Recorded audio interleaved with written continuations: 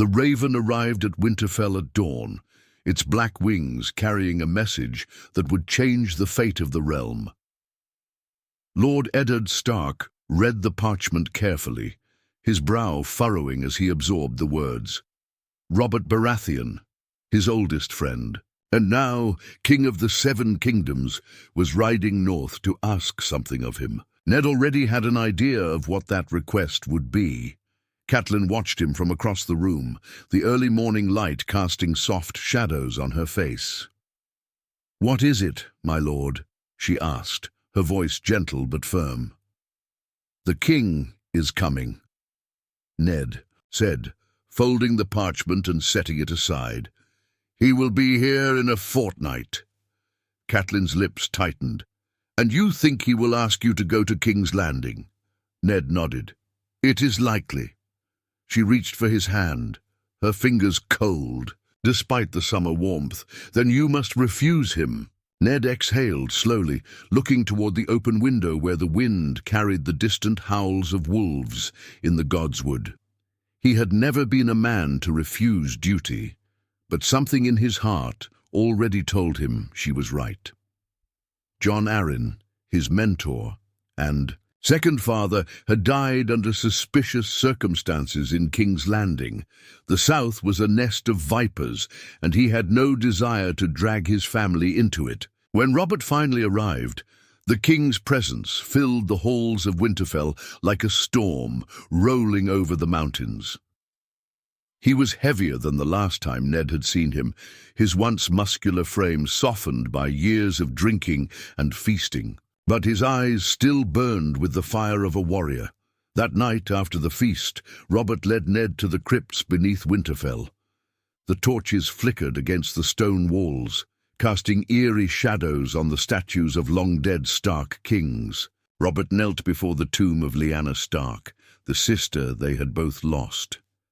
"I loved her," he murmured, his voice thick with grief and wine. Ned placed a hand on his friend's shoulder. "I know." Robert let out a weary sigh and turned to him. "I need you, Ned. I need a man I can trust. Be my hand." Ned hesitated, the words heavy on his tongue. He thought of Jon Arryn's sudden death, of the dangerous web of politics in the South, and of his children who needed him here. "I cannot," Ned said finally. Robert blinked, clearly not expecting to be refused. "What?" "My place is in the north," Ned said. "Winter is coming, Robert. I cannot leave my people unprepared." Robert's face darkened. "I came all this way to ask you for help, and you deny me." "I do not deny you, my friend," Ned said carefully. "I will always support you, but I will not march into a den of lions."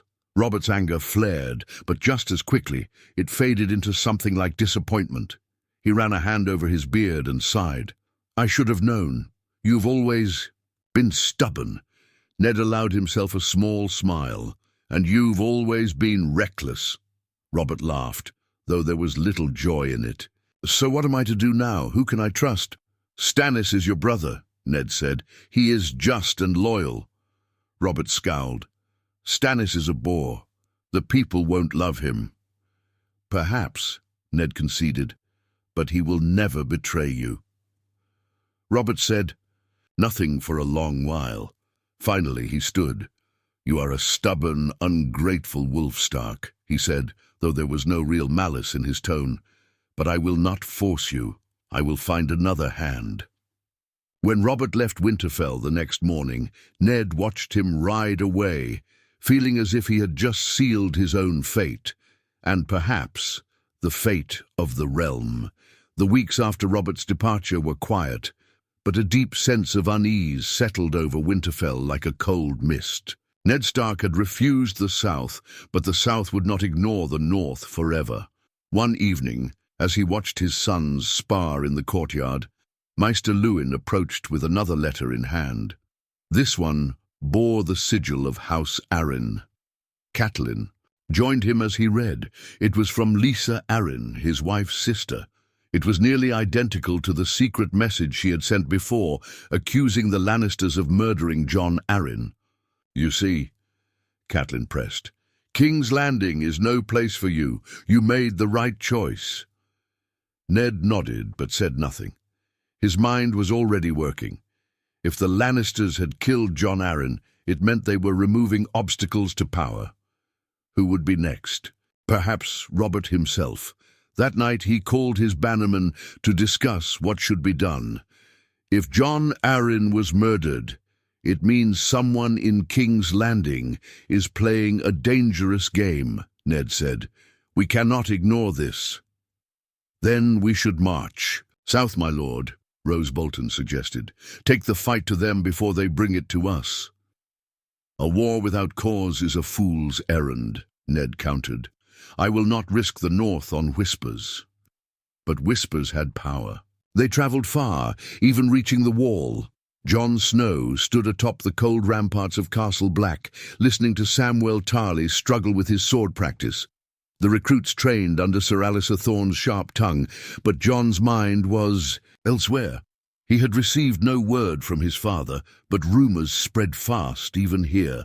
Some claimed Robert's new hand had been murdered already. Others said Stannis Baratheon had disappeared. The Seven Kingdoms trembled like a house built on sand. And beyond the wall, something darker stirred. At Winterfell, one morning before dawn, Theon Greyjoy found himself summoned to Ned's Solar.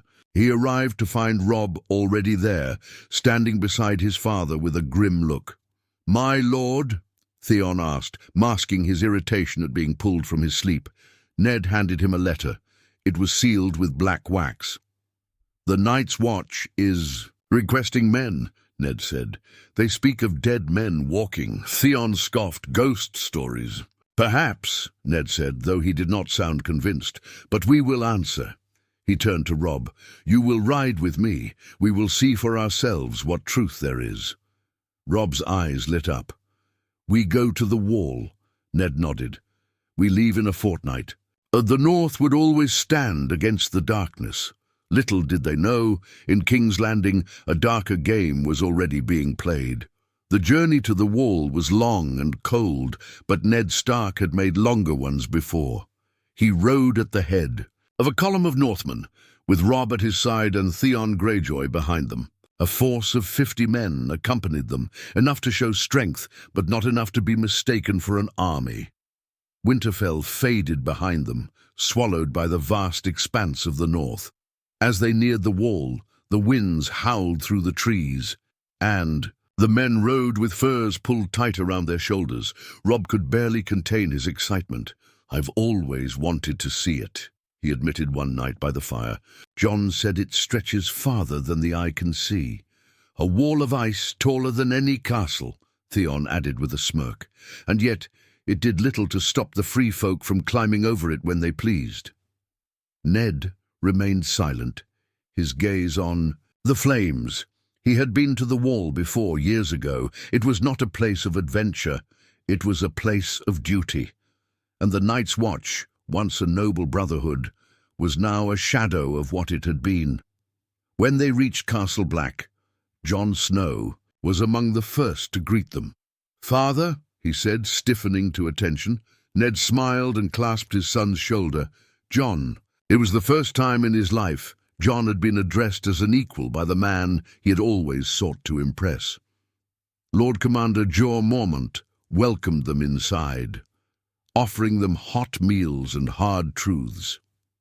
"The dead are walking, my lord," Mormont said as they sat in the hall, drinking mulled wine to fight the chill. "We've seen them with our own eyes.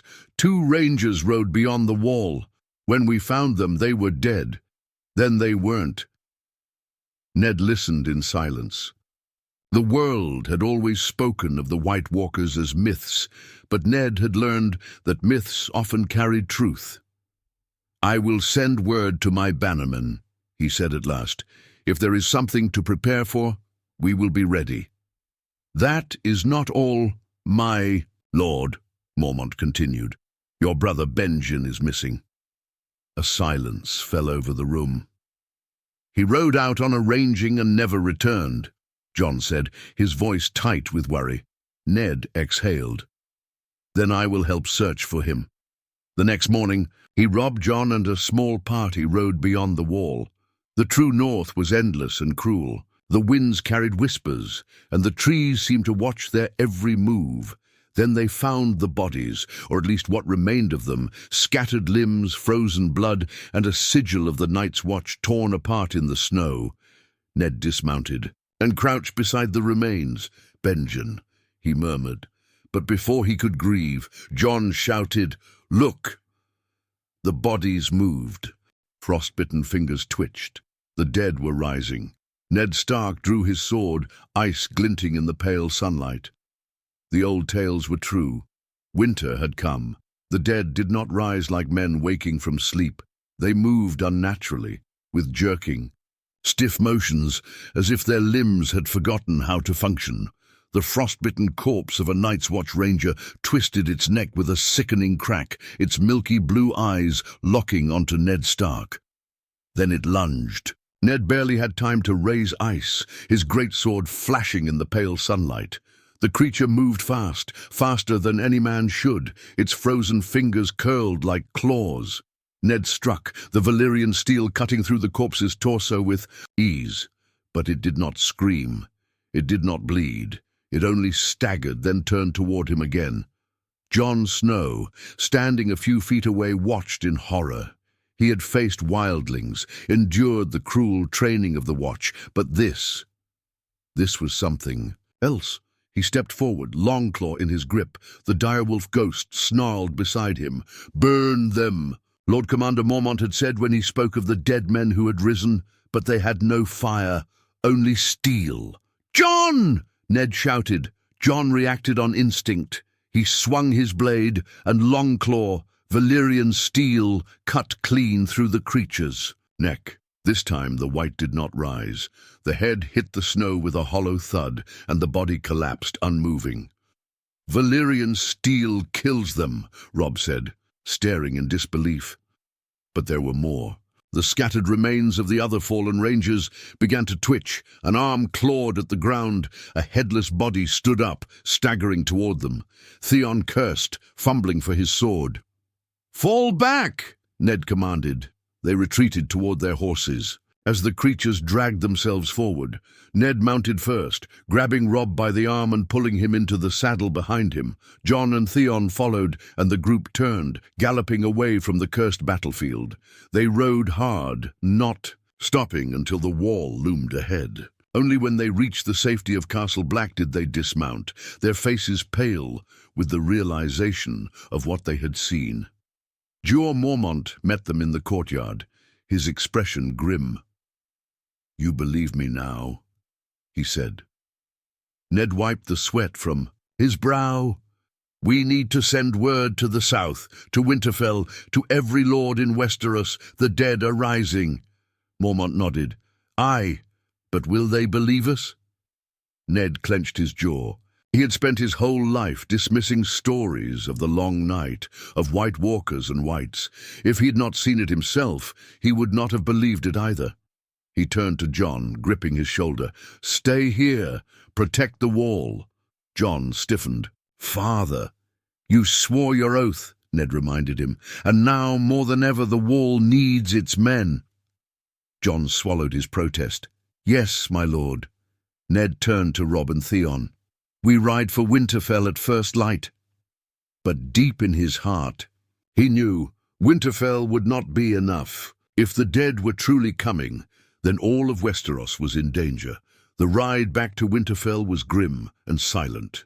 Ned Stark was not a man prone to fear, but what he had seen beyond the wall had shaken him in ways he could not put into words. The North had always whispered of the long night, of the White Walkers and the horrors that came with them, but he had never thought to see them with his own eyes. As they crossed the Wolfswood, Ned rode ahead of the group, lost in thought. Robb and Theon followed closely behind, their faces pale from what they had witnessed. The silence between them was thick. Robb was the first to speak. "Father, what if they march south?"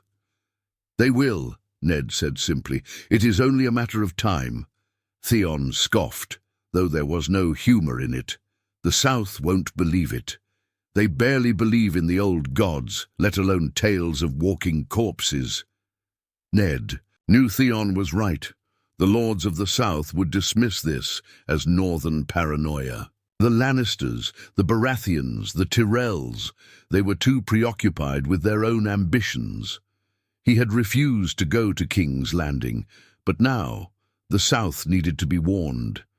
By the time they rode through the gates of Winterfell, the sky had darkened and a chill had settled over the castle. Catelyn was waiting for them in the courtyard, along with Maester Luwin and Ser Roderick Castle. She embraced Robb first, then turned to Ned, searching his face. "You've seen something," she said. "Not here," he said. "Gather the lords. We must speak inside." That night, the great hall of Winterfell was filled with firelight and the murmurs of gathered bannermen. Ned stood before them, his voice steady as he spoke of what he had seen beyond the wall. He told them of the dead men rising, of the unnatural cold that lingered in the woods, and of Benjen Stark's disappearance. Many in the room shifted uncomfortably. They had all grown up with tales of the long night, but few had ever taken them seriously. Rose Bolton was the first to break the silence. "And what do you propose, my lord?" His voice was calm, his pale eyes unreadable. "You have called us here for a reason." Ned took a breath. "We prepare. We send ravens to every corner of Westeros, and if the South will not listen, then we stand alone. The North will be ready." Great John Umber pounded a fist on the table. "Aye, the North remembers." But not all the lords were as convinced. "The dead walking," Rickard Karstark said, frowning. "It sounds like a tale for children." Ned met his gaze. "I saw it with my own eyes, Rickard." The hall fell silent again. It was Howland Reed, a quiet man who rarely spoke, who finally said, "Then we should send word to the South. They may not listen, but the truth must be told." Ned nodded. "I will send ravens to every great house." But deep inside he knew this war would come whether they were ready or not. 3 days later, the ravens were sent. Messages flew to King's Landing, to Dragonstone, to the Vale and beyond. But it was the raven sent to King's Landing that would set the realm ablaze. For when the letter arrived, it was not Robert Baratheon who received it. It was Cersei Lannister, and the Queen had no intention of warning the realm about the true threat. Cersei Lannister read the letter slowly, her green eyes scanning each word with growing amusement. The message was urgent, its tone grave. "The dead are walking. The North prepares for war. Send aid before winter devours the realm." She let out a soft chuckle and leaned back in her chair, letting the parchment fall onto the table. "So the Honourable Ned Stark has lost his mind," she mused. Across the chamber, her brother Jaime stood by the window, arms crossed over his golden armour. "You don't think he's lying?" "Oh, I have no doubt he believes it," Cersei said, smirking. "The North is a cold, miserable place, filled with ghost stories. I'm sure poor Lord Stark is frightened of shadows." Jaime glanced at the letter. "What do you plan to do?" Cersei poured herself a cup of wine and swirled it lazily. "Nothing." Jaime raised an eyebrow. "Nothing? The South has no time for Stark superstitions," she said. "Let them prepare for their imaginary war. Let them waste their men guarding empty forests. It keeps them busy while we focus on what truly matters." Jaime frowned. "And what truly matters?" Cersei set her goblet down and met his gaze. "Power. Joffrey's reign must be secured. Robert is a fool and Stannis is watching like a vulture. We have enemies all around us, Jaime. The last thing we need is the realm's attention drifting north to fight an enemy that doesn't exist." Jaime looked unconvinced, but he said nothing. He had long since learned that arguing with his sister was a wasted effort. That night, Cersei burned the letter. Ned Stark stood on the ramparts, watching the snowflakes drift down from the grey sky. Winter was coming fast, faster than he had expected. The air was colder, the winds sharper. Even the dire wolves sensed something was wrong. Robb joined him, his cloak drawn tightly around his shoulders. No word from the south. Ned clenched his jaw. I expected as much. They think we're fools, Robb muttered. They think we're afraid of stories. They will learn the truth soon enough, Ned said grimly. Below them, the courtyard was alive with activity. The blacksmiths forged weapons day and night, archers trained in the yard, while horsemen drilled in formation. The North was preparing, not for war with men, but for something far worse. And yet Ned knew they could not stand alone. If the South would not send aid, then he would have to make them listen. Robb, he said suddenly, turning to his son, gather my bannermen. We ride south at dawn. Robb frowned. To where? Ned's expression was hard as ice. To King's Landing. The gates of the capital opened to a sight that had not been seen in years, an army from the north marching into the city. Ned rode at the head, his face grim as he took in the streets. Of filth and corruption, the small folk whispered as he passed, their voices filled with confusion. Why was the Warden of the North here, leading armed men through their city? At the Red Keep, the Lannister guards hesitated as the Stark bannermen approached. The air was thick with tension. Then the doors of the throne room swung open, and there sat King Robert Baratheon upon the Iron Throne. But it was not Robert who commanded the room. It was Cersei. She stood beside the throne, her golden hair shimmering in the torchlight. Joffrey sat at Robert's side, his young face twisted in amusement. Jaime stood nearby, one hand resting on the hilt of his sword. Lord Stark, Cersei purred, smiling. What a surprise. Ned stepped forward, voice firm. I sent word of what? I saw beyond the wall. The dead are rising, your grace. The realm must prepare. Joffrey scoffed. Are we supposed to believe in your northern fairy tales? Ned's eyes never left Cersei's. You received my letter, he said coldly, and you did nothing. Cersei smirked. Oh, I did something. I burned it. The room fell silent. Robb tensed at his father's side, his hand twitching toward his sword. The northern lords behind them bristled with barely concealed rage. Ned exhaled through his nose. You play your games, my lady, while the realm stands on the edge of destruction. And yet, Cersei said, stepping closer, you brought an army to my gates. Shall I assume you mean to march on the capital? I came to make you listen, Neddy. Said nothing more. Cersei tilted her head, her green eyes gleaming with something dangerous. And if I refuse? Ned's voice was ice. Then the North will not fight for the South when winter comes. A flicker of uncertainty crossed Cersei's face. Even she knew that without the North, the realm would struggle to hold against an invasion from the dead, if such an invasion was truly coming. For a long moment, no one spoke. Then Robert let out a heavy sigh. If Ned says he saw something, then we ought to listen. Cersei shot him a glare, but Robert was no longer in the mood for her scheming. He waved a lazy hand. Send men north. If it's all nonsense, we lose nothing. But if Ned is right, I won't be the king who let the world end on his watch. Ned inclined his head. Then I ride north again at first light. But as he turned to leave, Cersei called out, One more thing, Lord Stark. He stopped, looking back. Her smile was thin and cruel. Be careful on your journey home. The road to Winterfell is long and dangerous. And in that moment Ned knew Cersei would never let him return to the north alive. The Northmen left King's Landing at dawn, but Ned Stark knew he was riding toward death. Cersei Lannister would not let him leave the capital alive. She had tried to silence his warnings once by burning his letter. Now, with an army at his back, he had forced Robert to act. That was not something the Queen would forgive. As their horses trotted through the crowded streets of Flea Bottom, Ned kept his hand on the hilt of his sword.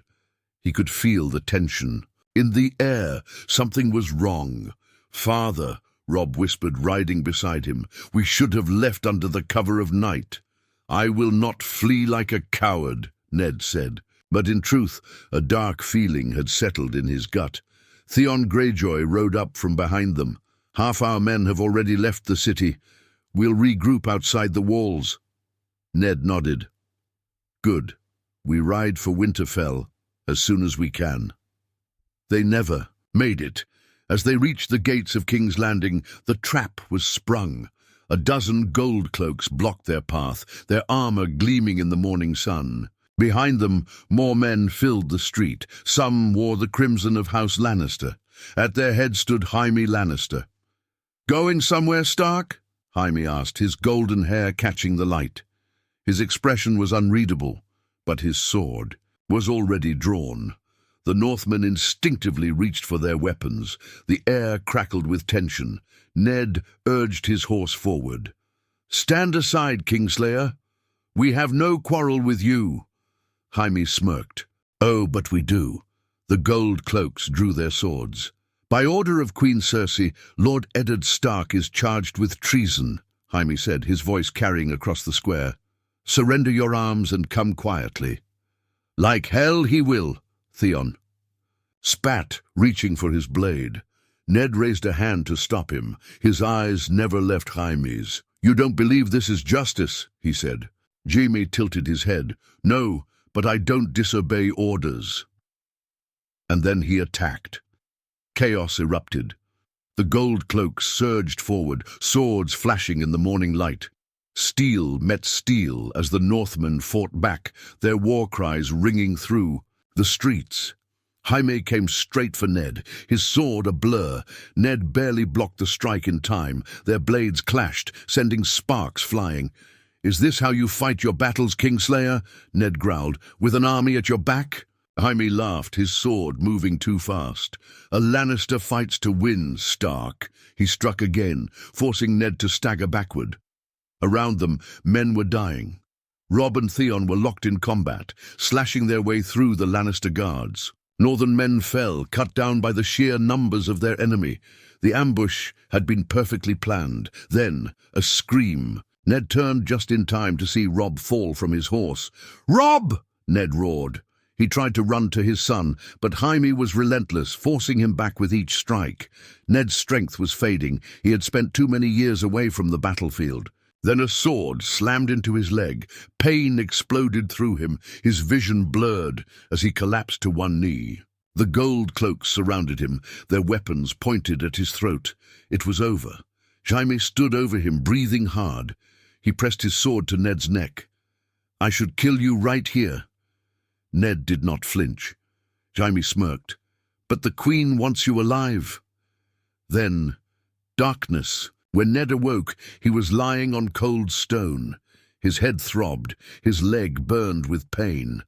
The sound of rats scurrying filled the darkness. He was in the black cells. He tried to sit up, but a voice stopped him.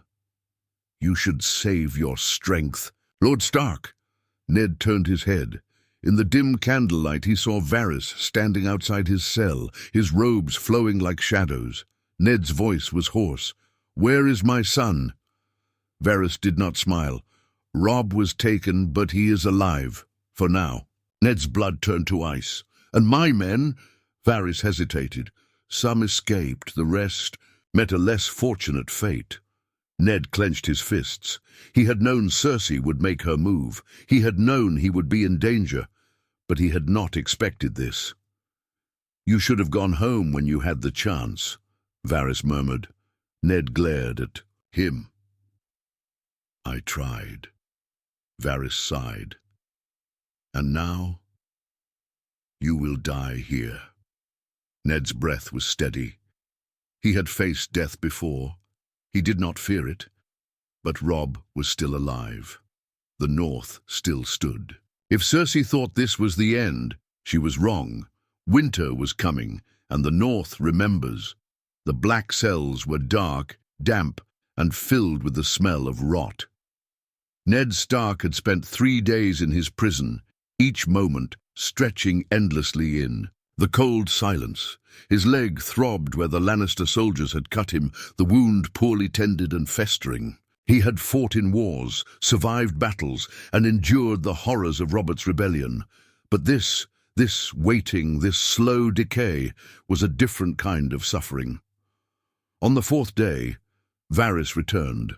The spider moved quietly, his soft slippers making no sound against the stone floor. He carried a small tray of food, hard bread, stale cheese, and watered-down wine. He set it down outside the cell, peering at Ned through the iron bars. "You look worse than the last time we spoke, Lord Stark," Varys said, his voice smooth as ever.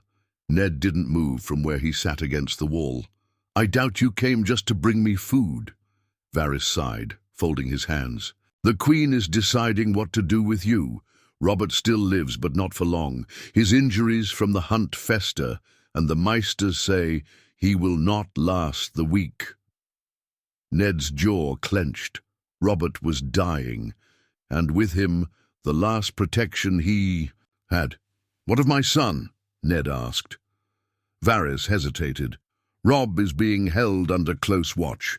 The Queen does not wish to kill him yet. She sees him as a valuable piece in the game."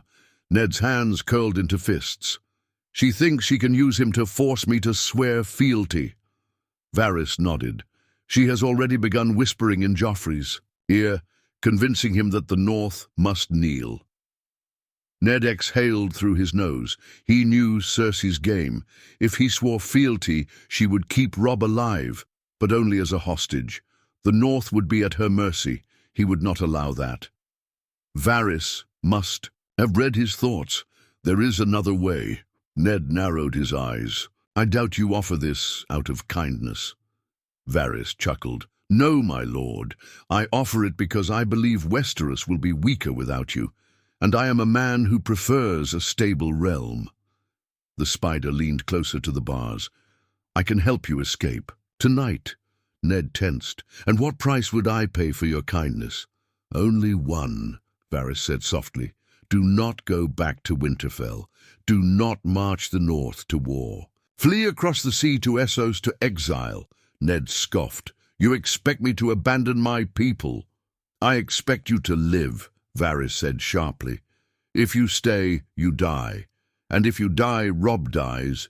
Your daughters are left at the mercy of the Queen, and the North is crushed before winter even arrives." Ned looked down at the dirty stone beneath him. Escape meant dishonor. Escape meant leaving the war to others.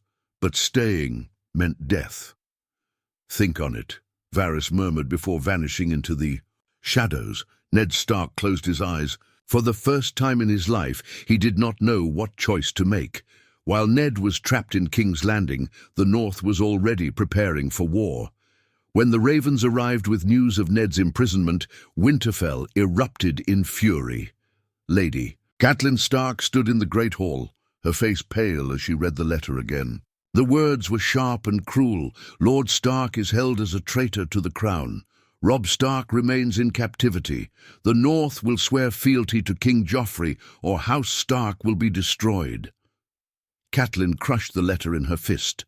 She would not let this happen. "Summon the bannermen," she ordered, her voice steady despite the storm raging in her heart. "We march south." Sir Roderick Castle nodded. "At once, my lady." The North was going to war. In the black cells, Ned Stark had made his choice. He would not flee. He would not abandon his honor. When the guards came for him that night, he expected execution. But instead they dragged him to a small, dimly lit chamber where Cersei Lannister waited. She stood beside the hearth, dressed in gold and crimson, a goblet of wine in her hand.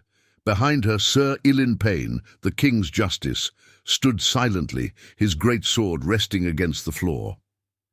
"You should have taken Varys's offer," Cersei murmured, sipping her wine. Ned glared at her. "I will not run like a coward," she sighed, swirling the wine in her cup. "Then you are truly as foolish as Robert always claimed." She stepped closer, lowering her voice. "Joffrey wants your head. I have convinced him to wait for now.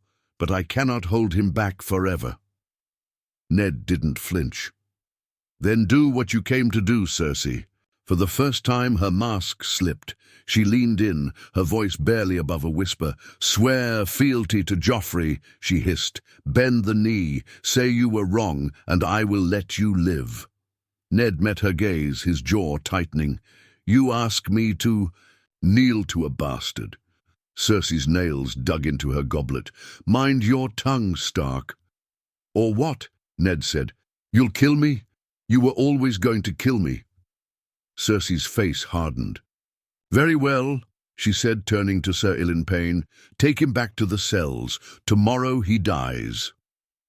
As the guards dragged him away, Ned only had one thought in his mind. If he was to die, then let it be on his feet. Let it be with honor. The next day, King's Landing gathered. The crowd roared as Ned Stark was dragged to the steps of the great sept of Baelor. Joffrey sat on the Iron Throne, his smug grin widening as the former Warden of the North was forced to kneel before him. Sansa Stark stood in the crowd, her face streaked with tears. Arya was nowhere to be seen, hidden by Yoren of the Knights. Watching from the shadows. Cersei stepped forward, raising a hand for silence. "Lord Eddard Stark has committed treason against the crown. He is offered one last chance. Bend the knee and live, or refuse and die." The crowd fell silent.